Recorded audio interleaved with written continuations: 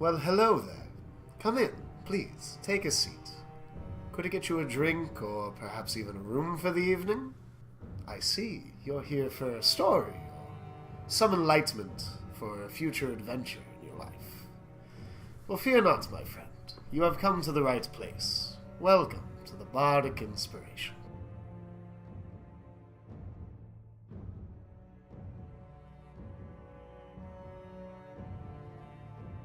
We're discussing Nagas today.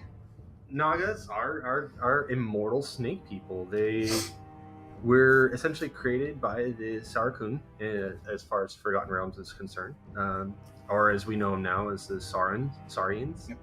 Immortal guardians created by a humanoid race of ancient times. Yeah. Long lost to history.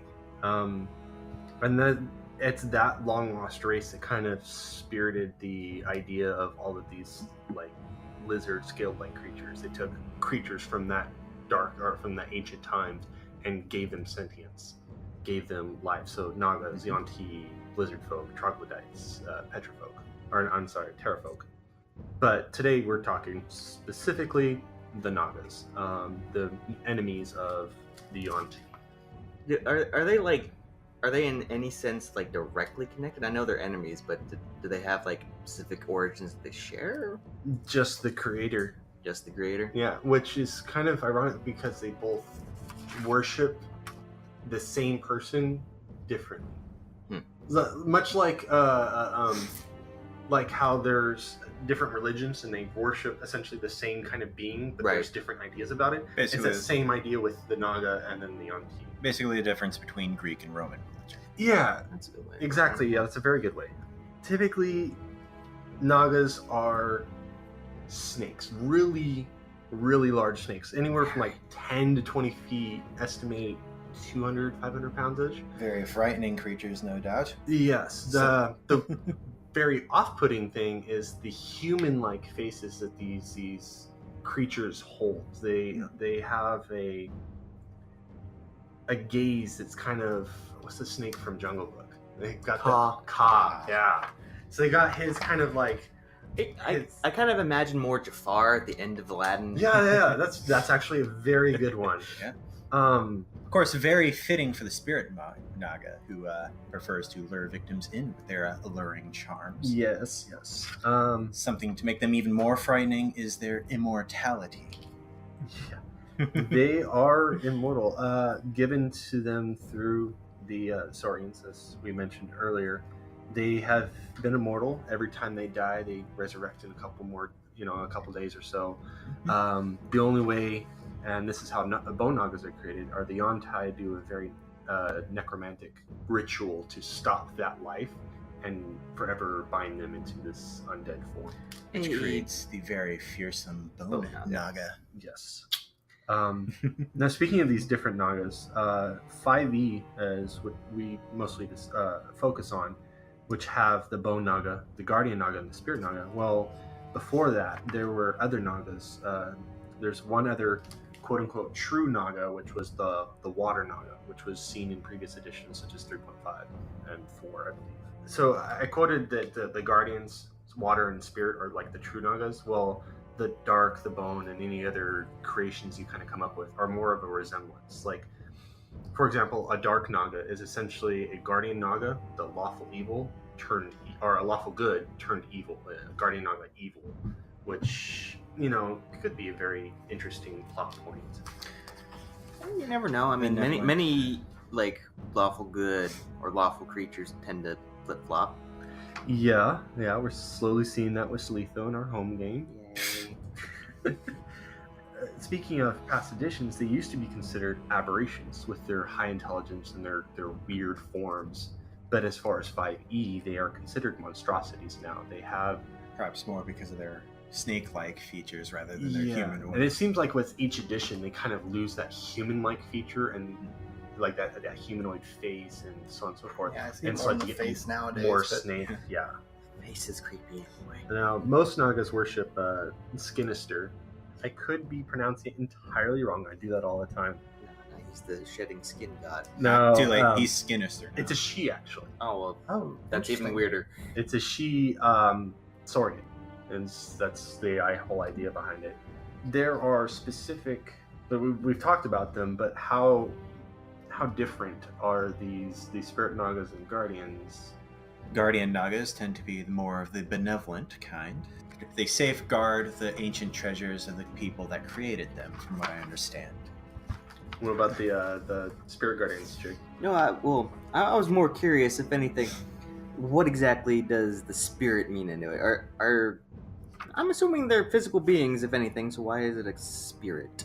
Maybe it's like rumor, it's lurking in the shadows before it attacks. It's revengeful, much like a revengeful spirit. I mean, most people stay around because they have unfinished business. They're constantly plotting vengeance against creatures that they believe have wronged them, even if falsely so.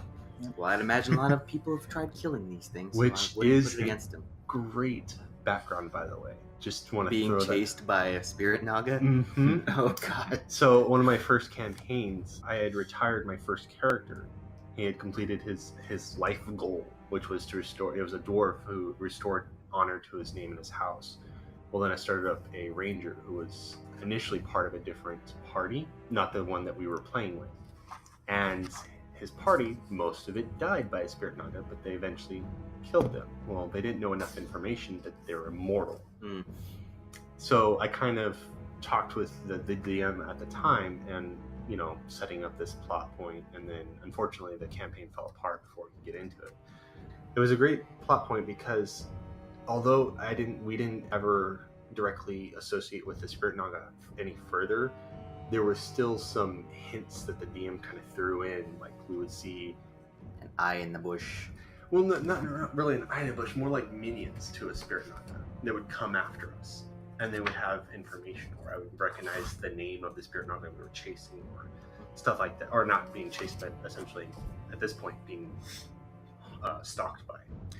So one thing that the Spirit Naga does remind me a little bit about, that vengeance, that plotting, it kind of reminds me of the Beholder in a way. It's a paranoia, it's plotting, it's vengeance. Yeah, I see you get where yeah, I can definitely see that. It has that charisma to like persuade a minion or a person in the village to watch those people.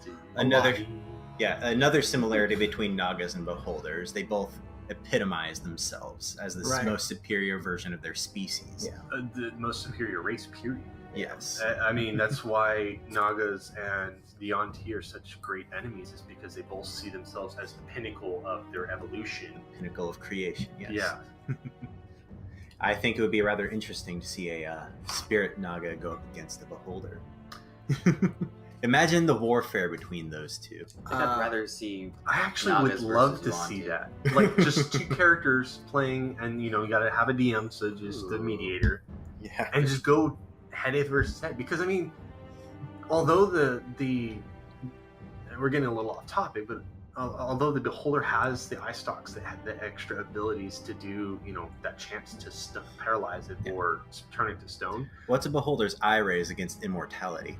I was gonna That's say, a fair point. well, if you turn it to stone, it's immortal, but it's stuck in stone. Yeah. That is fair. But it has such great stats, at least as far as the 5e stat block, that it's likely to make those saving throws.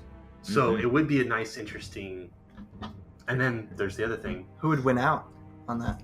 My guess would be the Naga. Yeah. Stay in the eye. Yeah. Stay in the eye cone. Yeah. I mean, even it'll knock out all its spells, but it'll still get that up in front of you. Poison Just- damage straight Exactly. up, straight up in front of it. Yeah. I think eventually, though, the Beholder would be wise up to that and disclose it.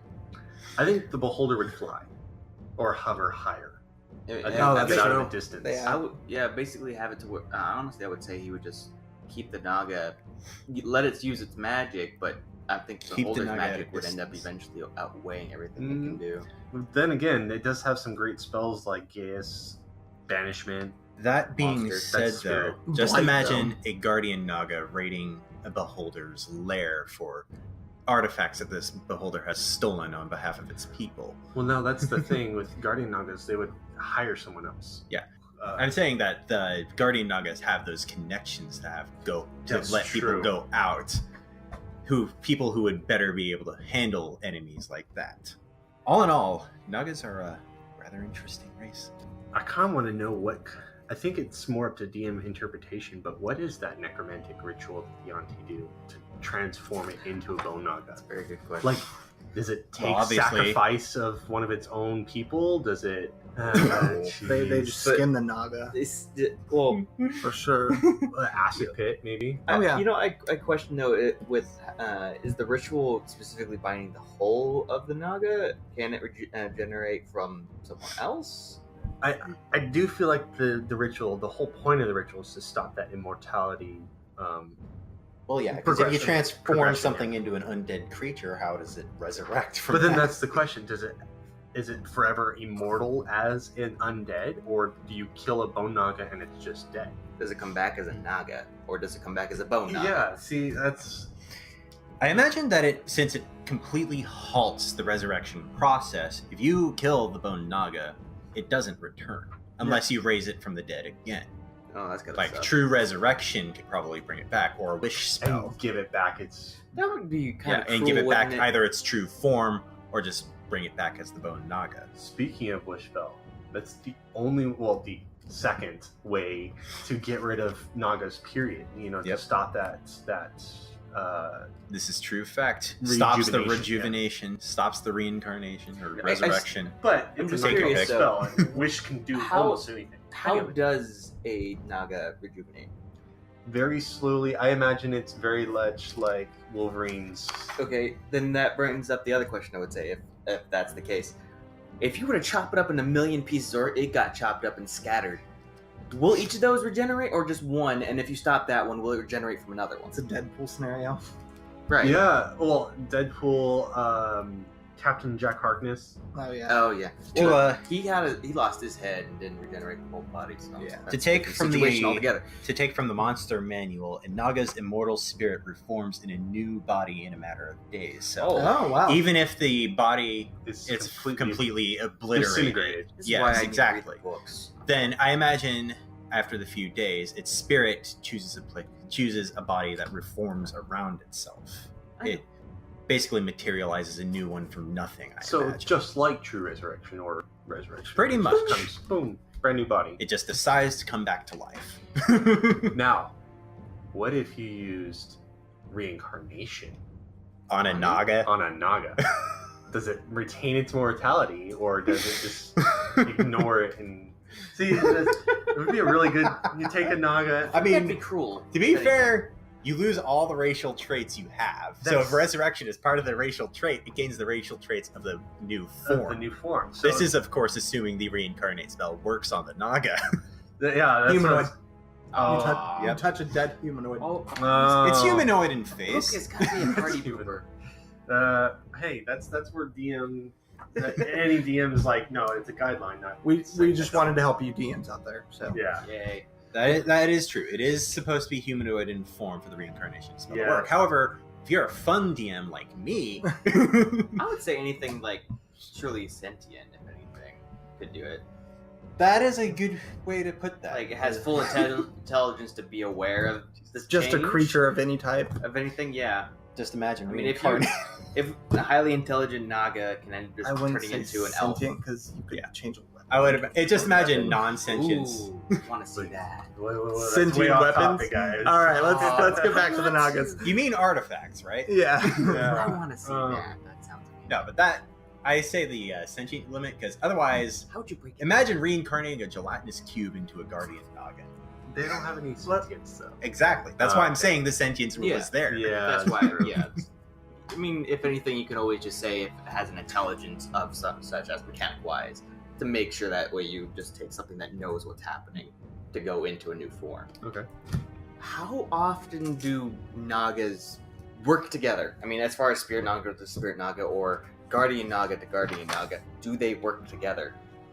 I would say Guardians would, but Right. Spirit Nagas are kind of like Nathaniel's mention of the Beholders, where they're very secluded to themselves. Okay. They don't trust anyone else. Well, I was thinking of the fact that if a Naga were to be chasing someone or someone's, numerous amounts would eventually maybe get to it if it has the intent and help. Yeah. Well, considering how benevolent guardian Nagas are, they would be more likely to work together. However, Something I do believe would get in the way of that is the fact that, like beholders, they're narcissistic. They believe themselves more superior. Whether or not that extends to a Guardian Naga believing itself far superior than other Guardian Nagas, I would leave that to the discretion of the DM. I actually kind of like the fact that you said bring a party together, and Spirit Nagas would be a good, like, other than a god bringing a group together or something along those lines, a actual creature like a Spirit Naga, or not a Spirit Naga, even a Spirit Naga with a evil campaign or something along those lines would bring a group together to go out and do chromatic do dragons evil grouping up or together. do good. That would be kind of cool. It's a very powerful creature, and Get enough of them, you they know. can pretty much take over whatever the hell they want. Keep So- coming back. Well, that's why I think they're more of kind of a rare race. You know, there's not a whole lot of them left. Much the same as what dragon would be in this. Yeah, case. exactly. That's what I'm saying. If they were to become as bad in the sense of having a giant team put together. Overpopulation of Naga or Nagi. That's actually a good question. How do they populate? Do they just? I Are they just imagine there? very much like snakes. I would have been of the opinion that they do not reproduce, considering they're created from these. They're immortal guardians created by this ancient humanoid race. Yeah, So that's they're- true. and that's up to the Ooh, DM too. The more I mean, bone nagas that get made, the less actual nagas. Or wished which away. could turn or wished into away. which could turn into a fair plot point. Imagine there was a collection of guardian nagas lording over, or trying to keep the last vestiges of their ancient empire safe, but then this group, this evil cult, comes in trying to kill them off so they can keep all that treasure to This is why I themselves. like- And these guardian nagas are recruiting people to aid them to prevent these people from killing off the rest of their species and killing off the last vestiges of this ancient empire. I've noticed that the difference between the Spirit Naga and the Guardian Nagas seem to have more of a non-direct spell casting. Yes, it says that they prefer to charm their opponents. Yeah. Unlike the Guardian Naga, who has their spit poison ability. Yeah. They make their enemies either go away or, I mean, they do have some ability to cause damage with their spells, but most of the time it's more of a bane or boon. It's kind an of. indirect. The- kind of- Yeah, indirect. Yeah, they're both rather indirect. A Guardian Naga would rather persuade their enemies to leave them alone, but they will fight if necessary. Yeah. Meanwhile, the Spirit Naga would charm their opponents into approaching, luring them into a false sense of security before dealing with them swiftly. That'd be great. Just a group of bards, as we are, just kind of going to his Guardian Naga and kind of persuading him to join their cause.